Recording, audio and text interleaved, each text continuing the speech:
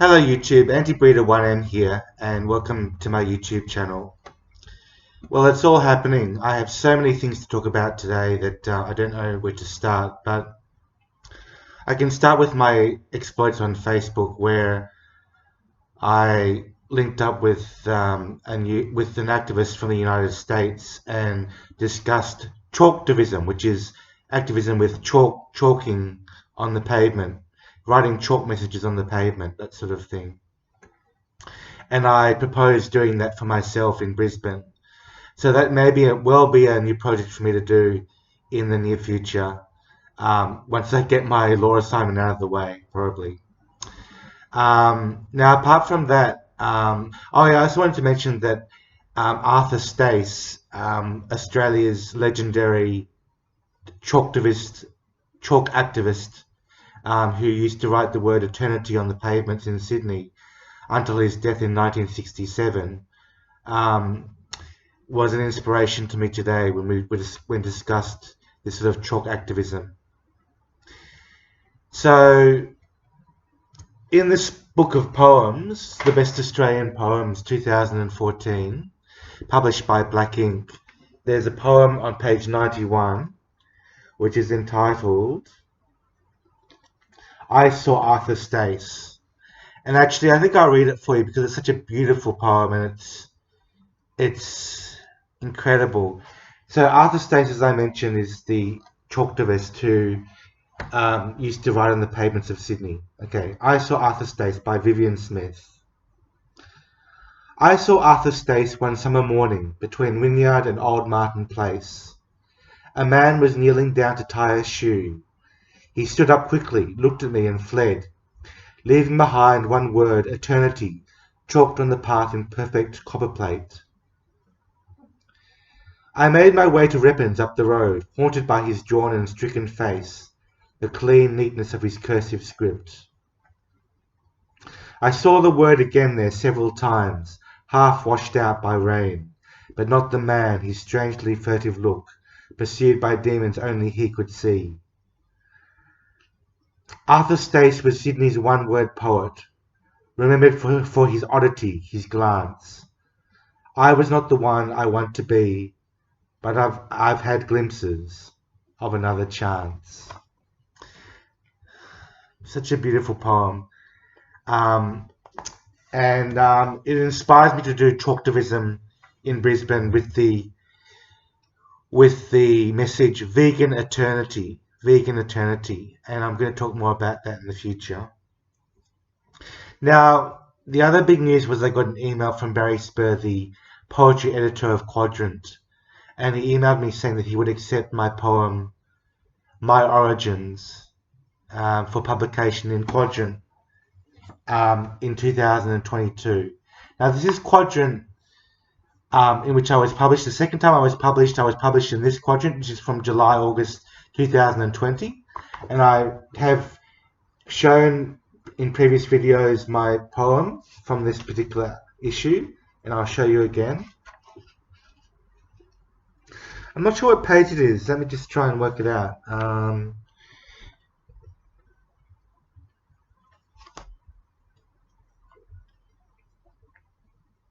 There we are, page 93. So that's my poem. It's Observing a Girl Eating in the Library, and Barry Spurr also chose that poem for Quadrant from my submission.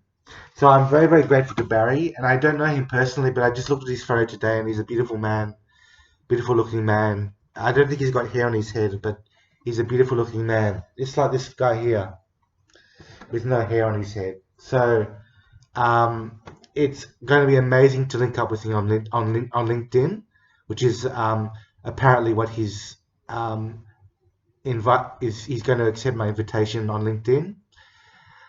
And the great thing about Barry is that I discovered he's an animal rights activist in a certain way. He advocates for animals used in the entertainment industry.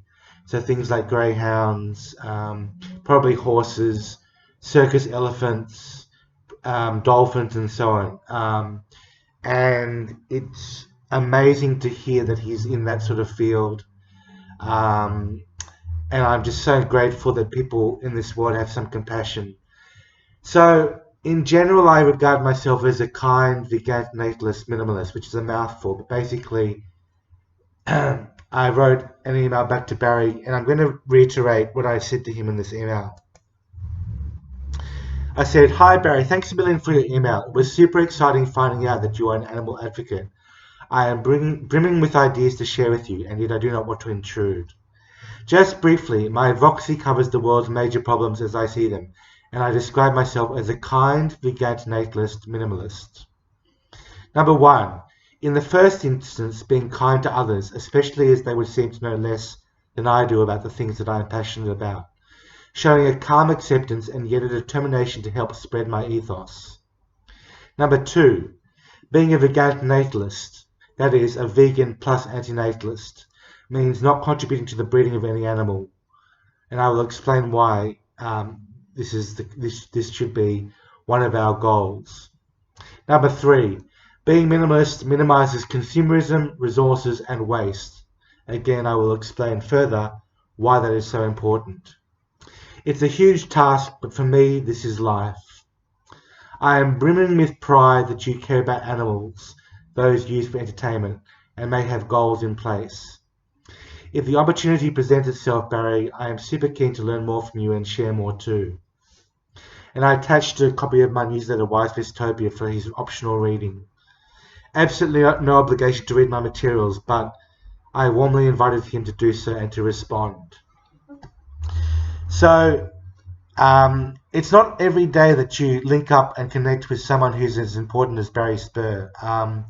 I'm super pumped to connect with someone who has that level of intellect and achievement, and is the poetry editor of Quadrant, who took over from the reins of Les Murray, I believe, who is one of my great all-time favorite poets in many ways, if not probably my favorite Australian poet of all time, along with people like Dorothy Hewitt, who I love as well.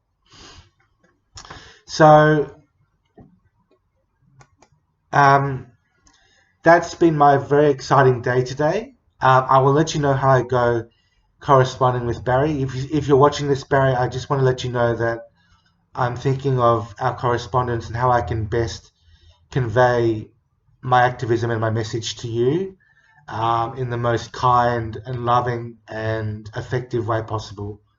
So, and I would like to thank also my 69 YouTube subscribers, now 69 subscribers, who are a blessing to me, and I don't take for granted any of them. I'm so grateful to every one of you for watching my video today and following my cause in this world, which is to be vegan, to be antinatalist, and to be kind to others. So thank you very much.